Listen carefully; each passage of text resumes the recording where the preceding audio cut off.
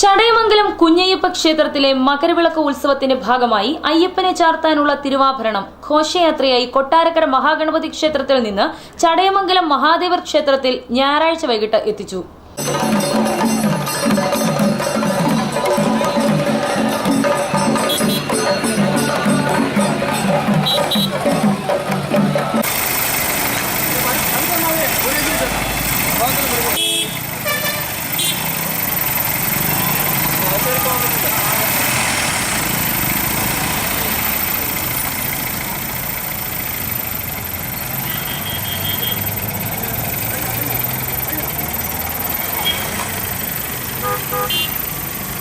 ക്ഷേത്ര ഉപദേശക സമിതി, പിള്ളവീട് തിരുവാഭരണ ട്രസ്റ്റ് കമ്മിറ്റി എന്നിവയുടെ ആഭിമുഖ്യത്തിലായിരുന്നു ഘോഷയാത്ര.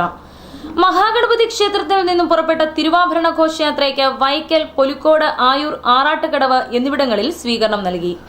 ഘോഷയാത്രയിൽ നൂറുകണക്കിന് ഭക്തജനങ്ങൾ പങ്കെടുത്തു. ക്ഷേത്രത്തിൽ തിങ്കളാഴ്ച വൈകിട്ട് വരെ തിരുവാഭരണം ദർശിക്കാനും കാണിക്ക അർപ്പിക്കാനുമുള്ള സൗകര്യം ഒരുക്കിയിരുന്നു.